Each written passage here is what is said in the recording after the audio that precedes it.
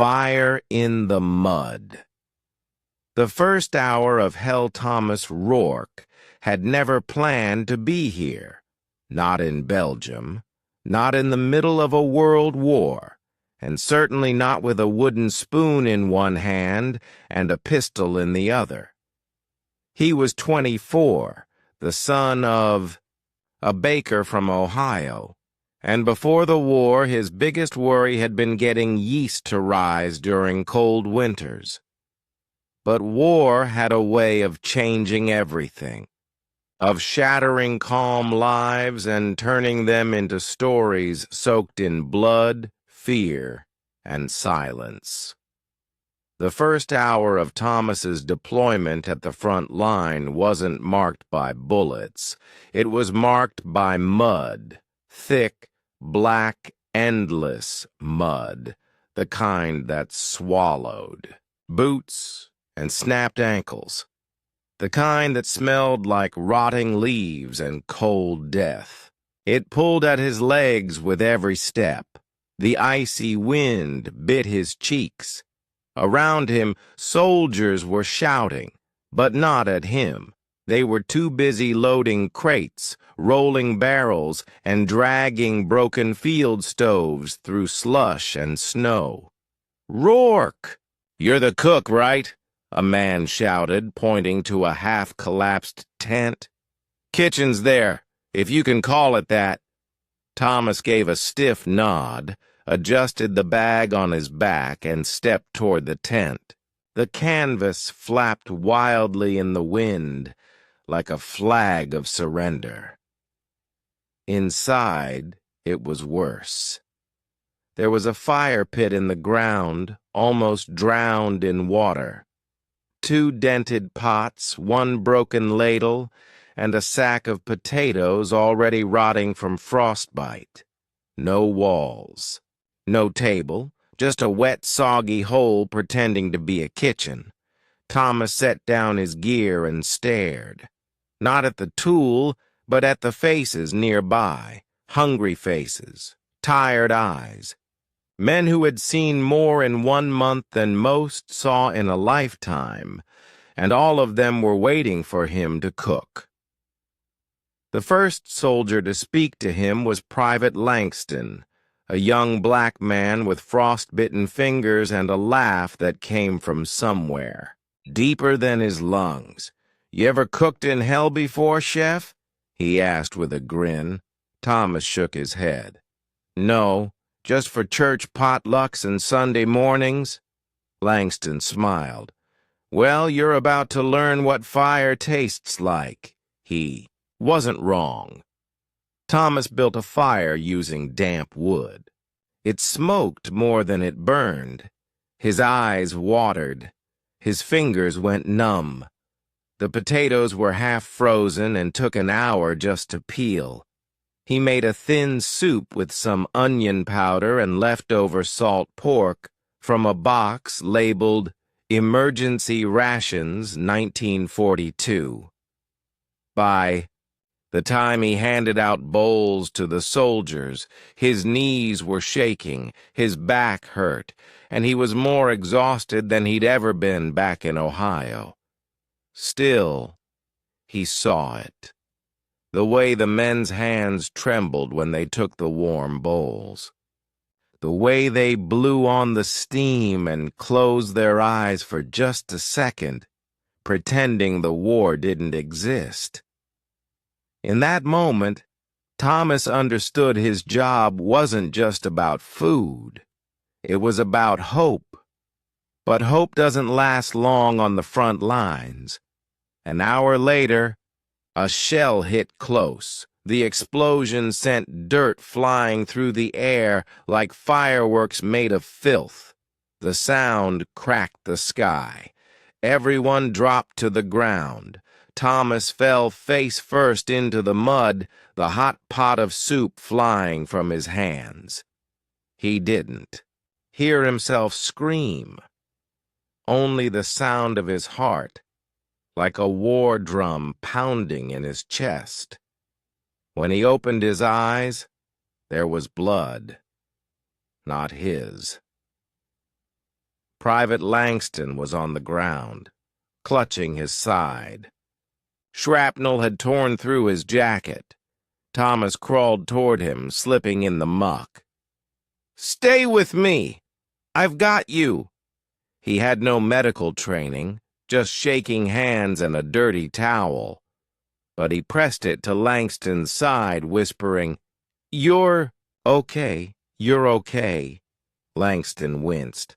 "I told you, fire tastes like blood sometimes." Then he passed out. The medics came. They always did. Late, but always. Thomas stood alone in the mess tent after they left, staring at the ruined soup on the ground. He dropped to his knees and wept, not just for Langston, but for the moment he realized this war didn't care that he was only a cook. It didn't care that he didn't carry a rifle or storm trenches. It came for everyone, even the man with the ladle. That night, Thomas didn't sleep. He sat beside the weak fire, turning over a dented can of beans in his hands. The stars above looked sharp and cold.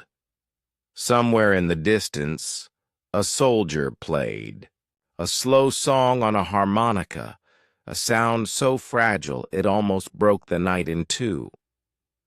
Thomas thought of home, of his father's bakery, the warmth of the ovens, the way cinnamon filled the air, the soft laughter of his younger sister as she licked icing off her fingers, and he thought of how none of that mattered anymore.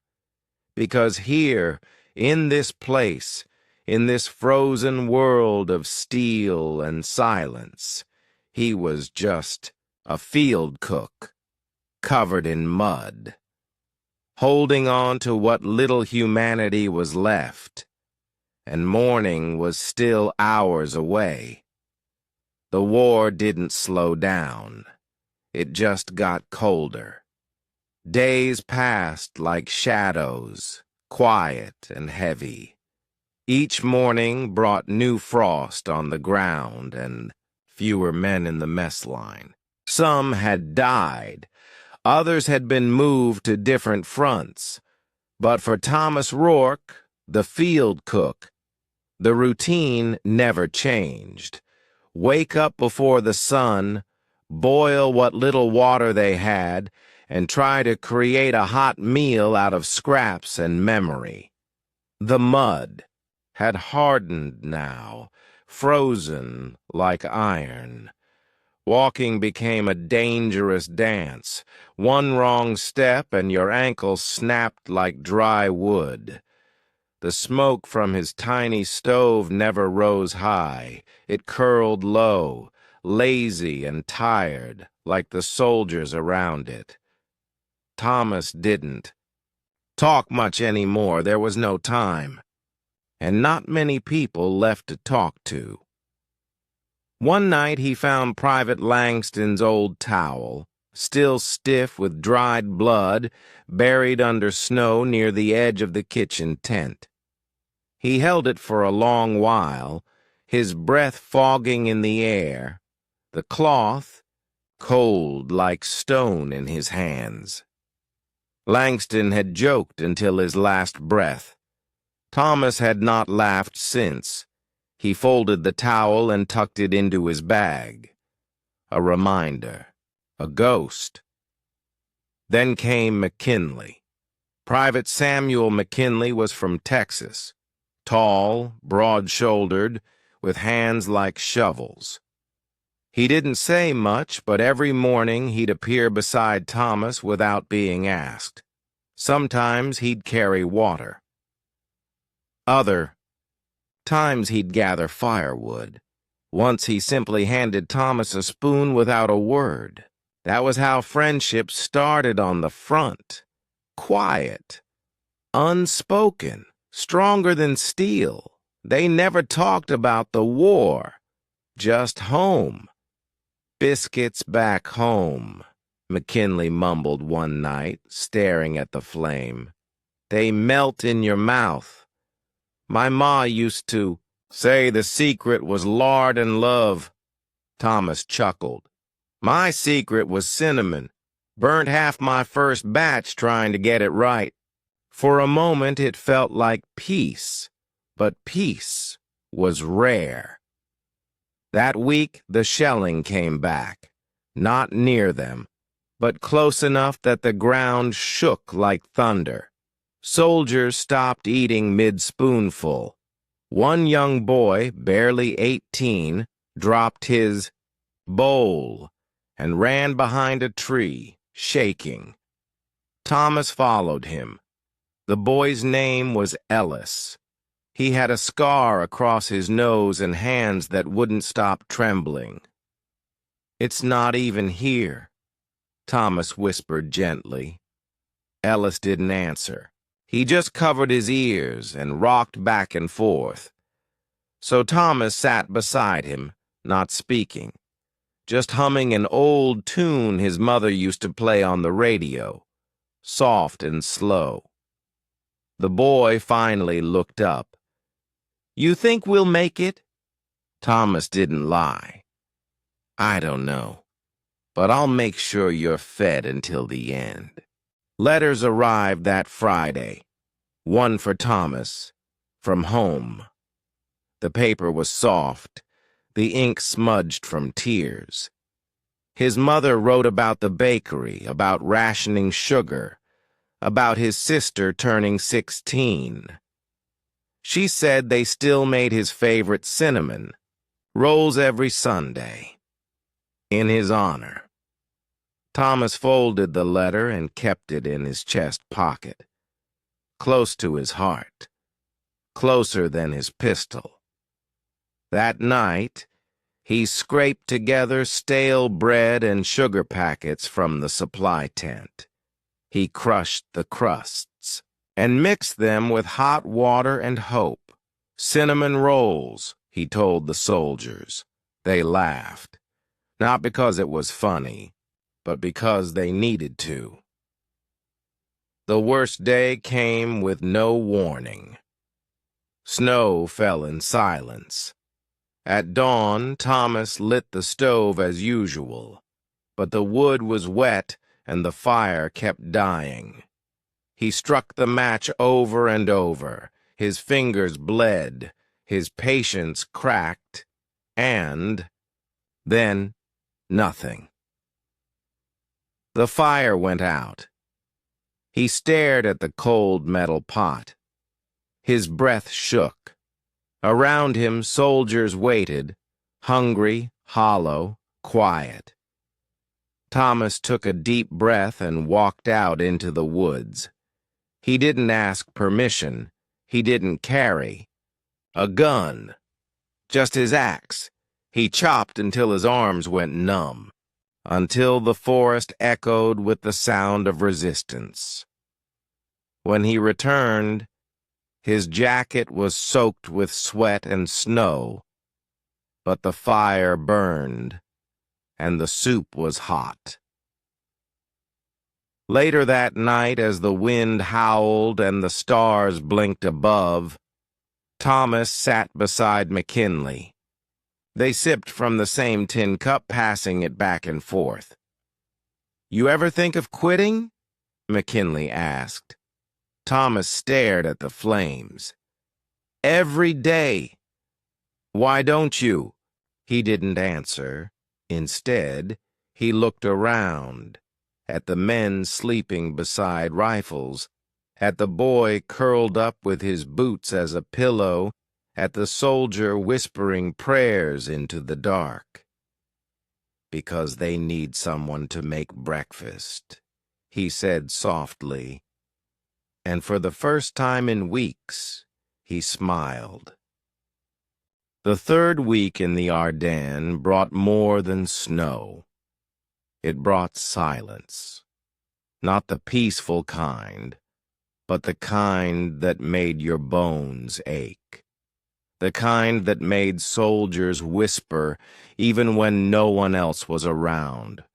The forest no longer crackled with laughter or song, only with frozen branches and cracking nerves. Thomas Rourke, now worn thinner than his boots, had memorized the names of every man who came to his soup line. Not because he tried to, but because he saw them every day, in their worst hours, in the moments they barely looked human anymore. He saw them when they were hungry, when they were bleeding, when they smiled for just a second because the soup was hot or the bread wasn't moldy. They said Thomas had a gift, but he didn't believe in gifts anymore, just survival. That morning started with a letter, but not for Thomas. It was for McKinley. The Texan sat on a crate, hands shaking as he opened the small envelope. He didn't speak for a long time, just read the lines again and again. His lips trembled, but he didn't blink. Thomas placed a tin of black coffee beside him. McKinley nodded, still silent.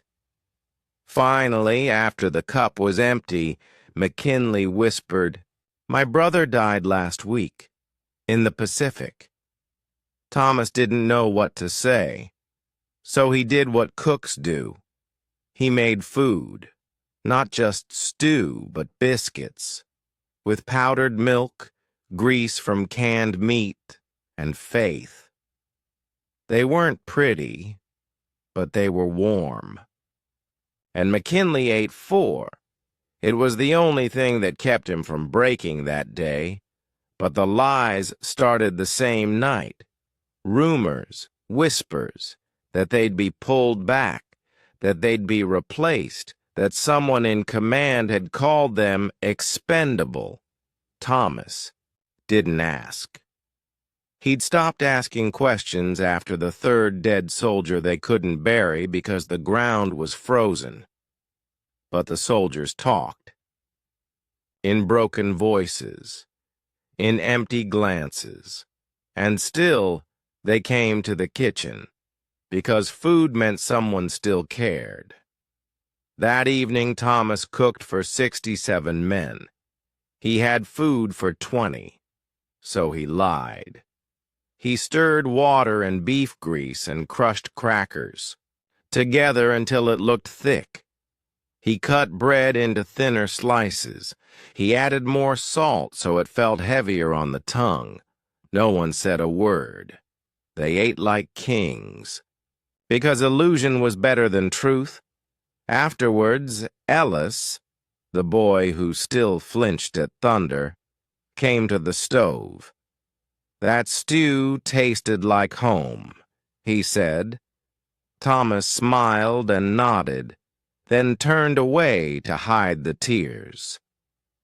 Later he found a dog, tag on the ground outside the tent, muddy, bent. It belonged to Corporal Jensen, the man who used to hum jazz while slicing potatoes, the one who taught Thomas how to whistle with his fingers. Jensen had died 3 days ago. No one came to collect his things. Thomas wiped the tag clean and tied it around the handle of his soup ladle. It clinked softly when he stirred. A song for the dead. 2 days later, word came down. "Hold the line. Reinforcements delayed. Food drops canceled." No one flinched. They were used to it. Thomas opened the last crate of supplies. Inside, 2 cans of beans, a sack of flour, dried onions, and a single bar of chocolate. He stared at it like it was gold. He didn't eat it. Instead, he broke it into tiny squares and gave 1 piece to each soldier the next morning. With their coffee, with no words. Some wept, some laughed, Some just held the chocolate between their fingers for an hour before eating it, because kindness in this place was worth more than bullets. That night, a shell hit the edge of camp. It didn't kill anyone, but it took out the kitchen tent, the fire, the pots, the ladles, the crates, everything. Thomas was thrown backward, ears ringing, smoke in his lungs. When he stood, the air was black with dust and fire. He searched through the ruins, coughing, eyes burning, and there, under ash, was the ladle, still warm, still whole. He clutched it to his chest and fell to his knees and screamed. But dawn came, as it always did. The soldiers woke up, looking for food. And Thomas, with black soot on his face and blistered hands, lit a new fire. He boiled water in a helmet. He fried flour paste on a flat rock. He made breakfast for 60 men with nothing but smoke and stubbornness, because he was the cook, and in war, even the smallest duty could keep a man alive. At sunset, McKinley approached, holding a folded piece of paper. "My mom sent this before my brother died," he said. She wrote, "Feed others like you'd feed your own. That's what makes a man holy." He handed it to Thomas. "You're the holiest man I know." Thomas didn't reply. He just turned back to the fire and stirred. It was snowing again. But this snow wasn't soft or beautiful. It was angry, driven sideways by wind, falling like ash over a battlefield already too cold to care. The sky was gray, the kind of gray that made you forget the sun ever existed. And Thomas Rourke, with cracked hands and a stitched-up coat, stood barefoot inside, the burnt frame of what used to be his kitchen tent. His boots had frozen stiff during the night. Someone had stolen them, or maybe they were taken for someone worse off than him. He didn't ask. Because asking was dangerous now. Asking meant you cared, and caring could break you. They were down to 52 men now, 52 from the 72 he had cooked for only 2 weeks earlier. The rest were either dead, wounded, or gone without a trace. The new arrivals, if they could be called that, were just boys. Mud-covered, wide-eyed, trembling. They looked at Thomas like he was some kind of magician, a cook who made meals in the snow, a man who somehow still smiled when serving boiled roots and biscuit crusts. But Thomas wasn't smiling now. His mouth was frozen. His lips were cracked, and his hope was running out. That morning he found Ellis shaking in the supply hole. Not crying, just shaking. His fingers were blue, his eyes vacant, the kind of stare that told you someone was still alive, but not. "Really here anymore?" Thomas pulled him out and wrapped him in a coat. "You with me, kid?" he whispered. Ellis didn't speak, just leaned against him, like a bird with broken wings. So Thomas sat there with him, rocking him gently like his mother used to do to his sister during thunderstorms. "This war," Thomas said softly, "is a long night, but morning always comes." Ellis blinked, then whispered, I don't believe that anymore. Thomas wanted to answer, but he didn't. Because that day he didn't believe it either. The food had changed too.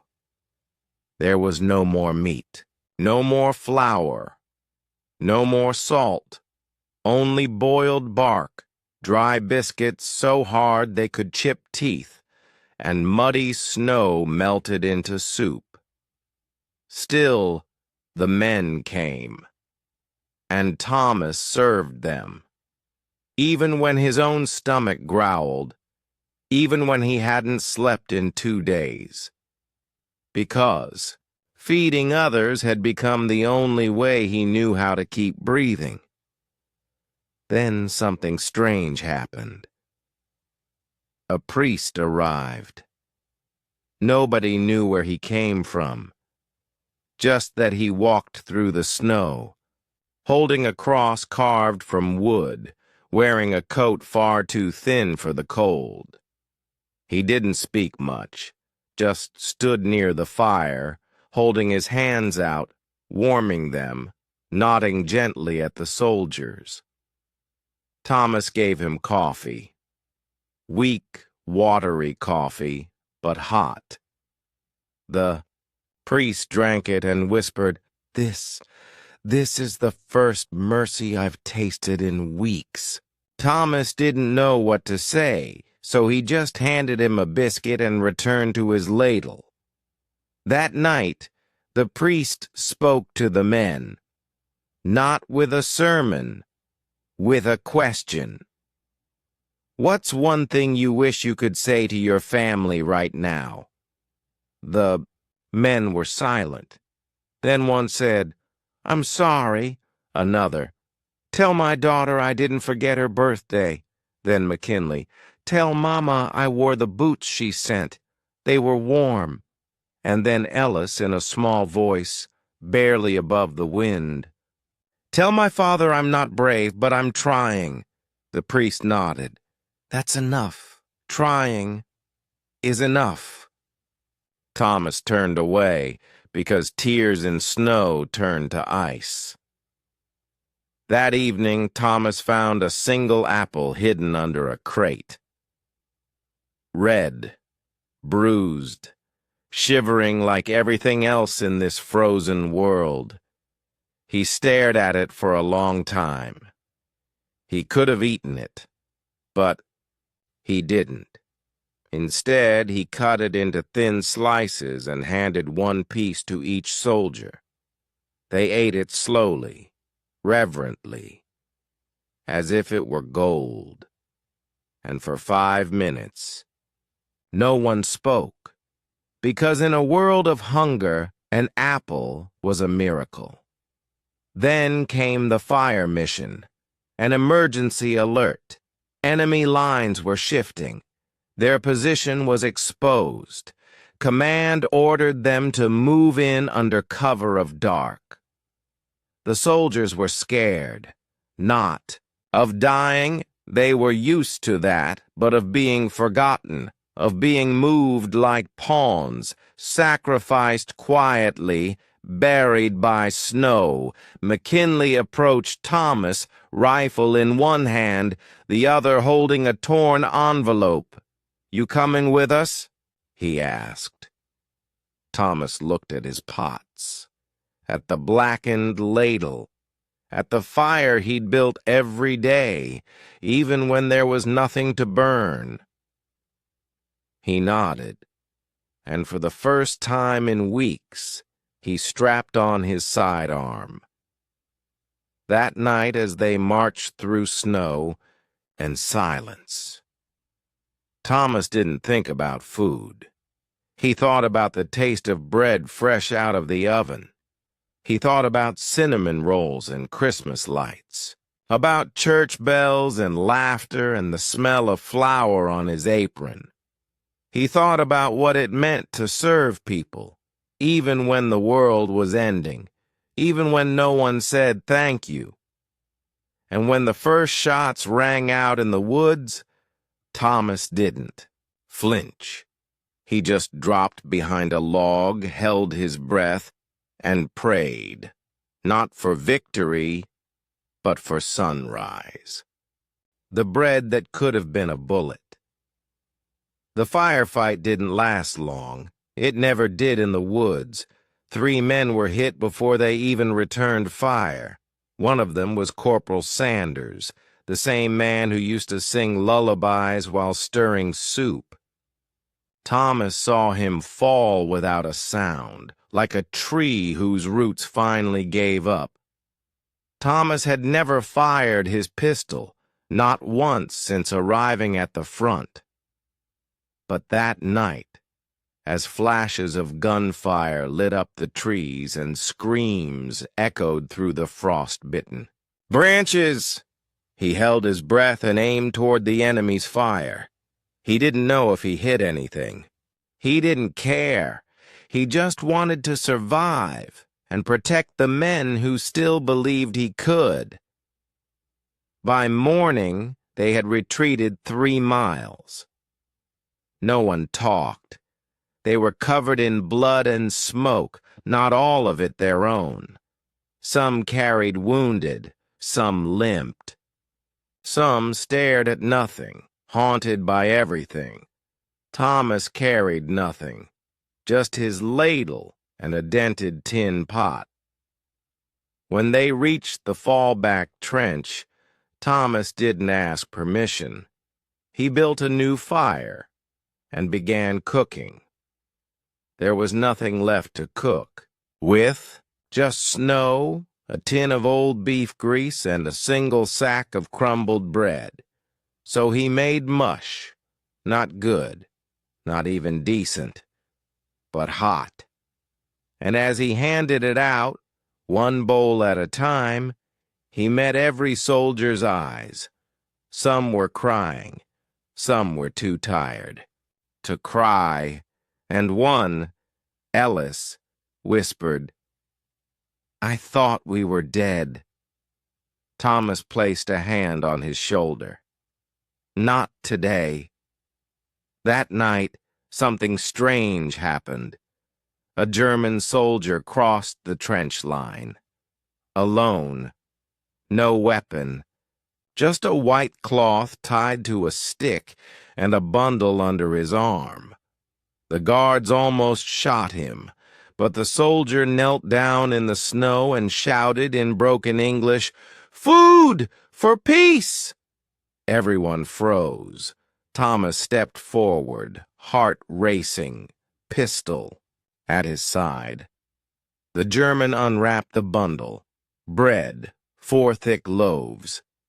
Still warm, crusty, real.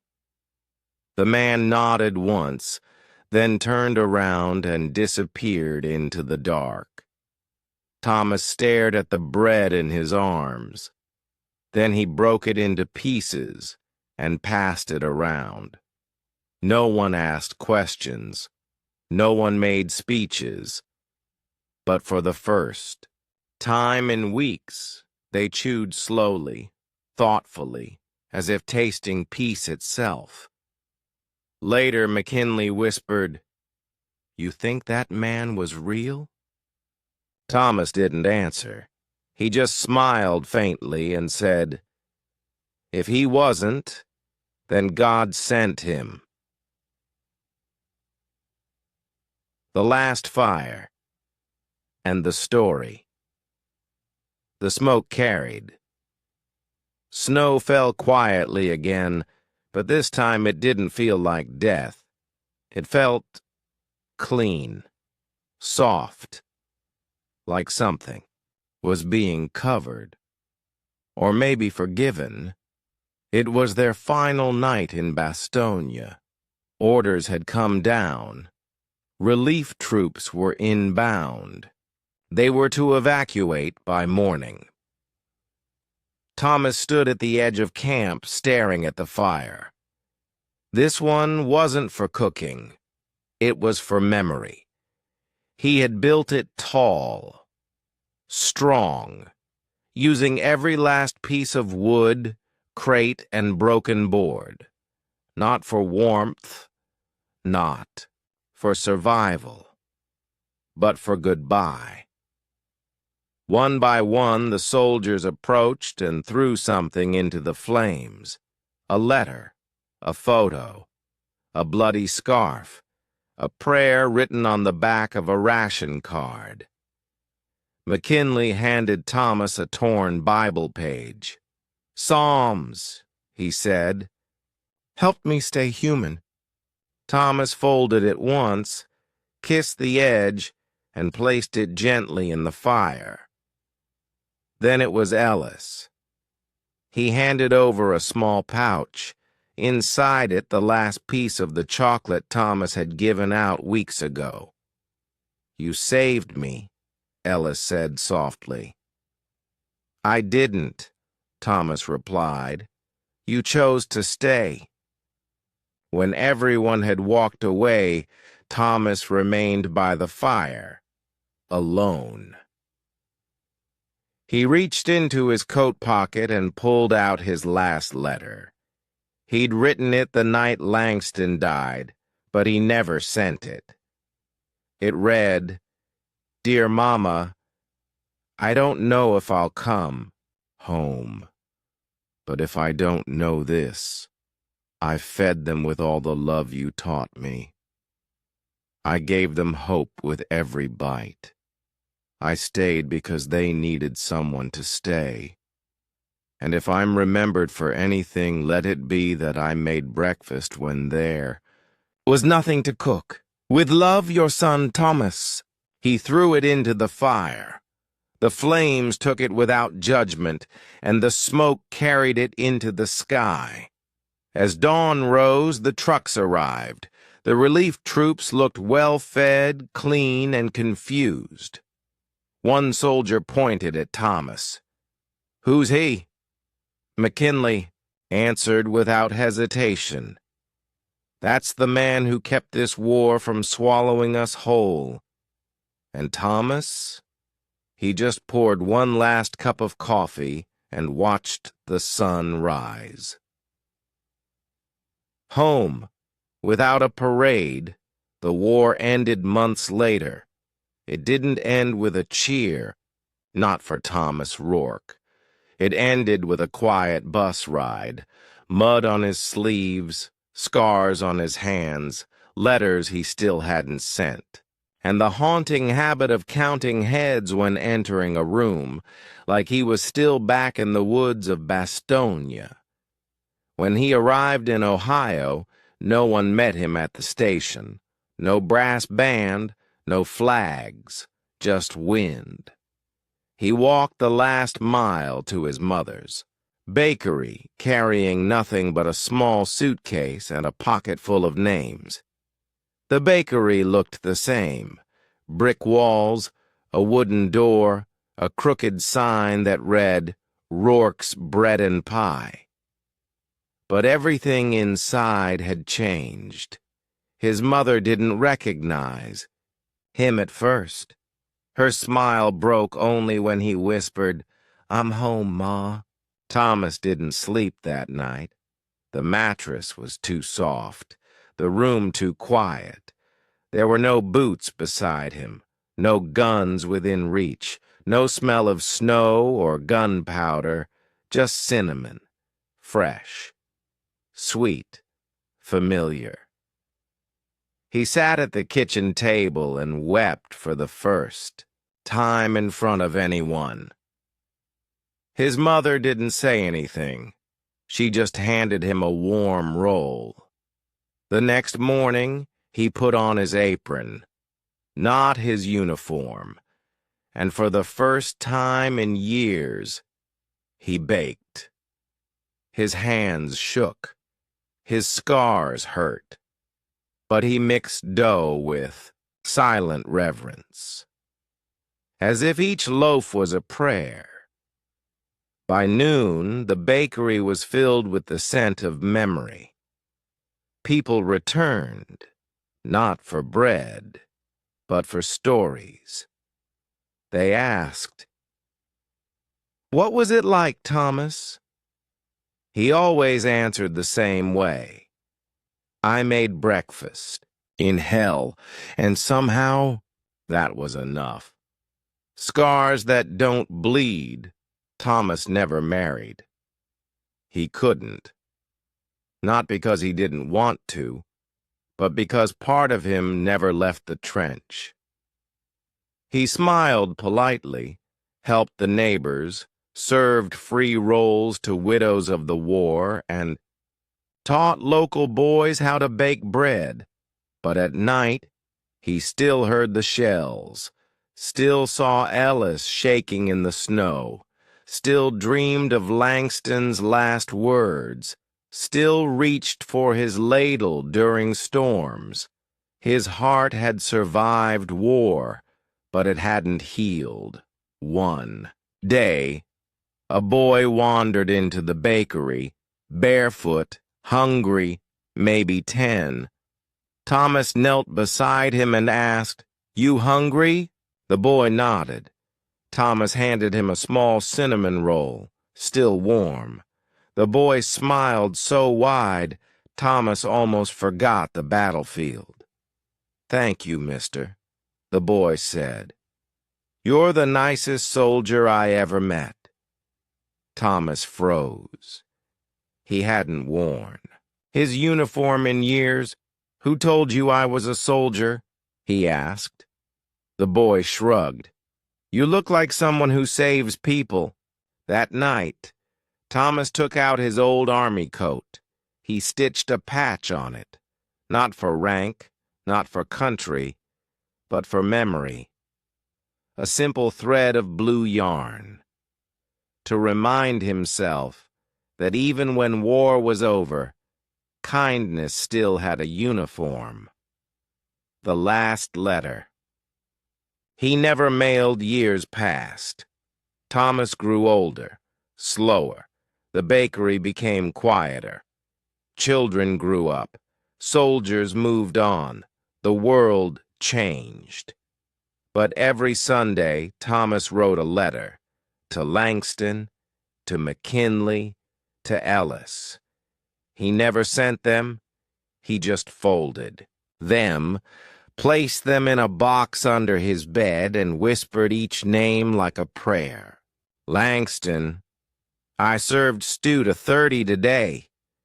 You'd have laughed. One man said it tasted like heaven's leftovers.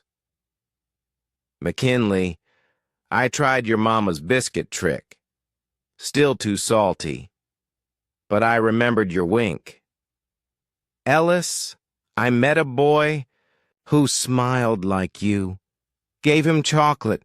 You would have liked him. I miss you every day. I hope wherever you are the fire is warm and the soup is hot." One winter, the bakery caught fire. They saved the building, but the letters burned. All of them. Thomas didn't cry. He just sat in the snow and whispered every name he remembered. Because memory couldn't be burned, only carried. And he carried them. All. Part 10. The Recipe for Remembrance. The last day came quietly. Thomas closed the bakery with his own hands. No grand farewell, no signs, just a note on the door. "Closed today, serving elsewhere." He walked to the church kitchen, a place where they fed the poor every Friday. He didn't speak much. He just tied on his apron and cooked, one meal at a time, one bowl of warmth, one taste of kindness. No one asked who he was. They only said, "Thank you." And he only replied, "It's hot. Eat slow." A little girl, no older than 5, tugged his coat that evening. "Mister, what's your secret recipe?" she asked. Thomas smiled, bent down, whispered in her ear, "Hope and just a little cinnamon." Then he turned to the stove and stirred, like he always had, for those who could no longer eat, and for those still trying to survive. The recipe for remembrance. The last day of Thomas Rourke's life was quiet, and that's how he would have wanted it. No parades, no ceremonies, just a sunrise, the smell of bread, and the clink of a ladle stirring something warm. He woke before dawn, as he always had. His knees ached.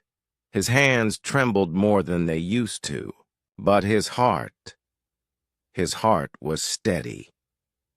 He opened the church kitchen, turned on the light, and tied the same apron he'd worn for over 20 years.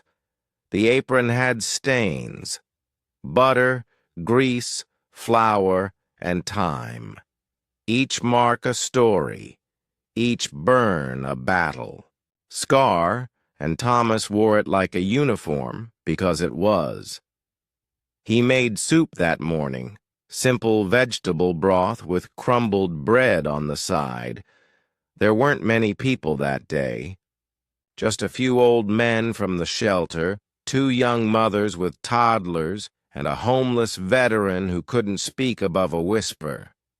Thomas served them all, smiled, winked, offered seconds. Mid-morning, a little girl tugged his sleeve. Same girl as last week. Freckles, curls, cheeks red from cold. "Mister," she asked shyly, "how come your food always makes me feel better?" Thomas crouched slowly, smiling through his tired eyes. "Because I put something special in it," he whispered. "What?" He leaned in, smiled wider. "Hope. And a little cinnamon." She giggled and hugged him. He didn't hug her back. Not right away. But when he did, it was the kind of hug that carries every name you never got to say goodbye to. After lunch, he cleaned the kitchen like always. But something felt different. He moved slowly, paused often. Then finally, he sat down at the back on a wooden stool beneath the window. Sunlight spilled through the glass, golden and warm. He closed his eyes and whispered a prayer, not for himself, but for the men he once fed in snow and blood. That's how they found him. Still sitting. Peaceful. Apron on. Ladle resting in his hand. A smile frozen gently on his face, like he had seen someone he'd been waiting for. And in his coat pocket, folded neatly, was a letter. The last. 1. To whoever finds this, I was not a soldier in the usual sense. I didn't fire bullets. I didn't take cities.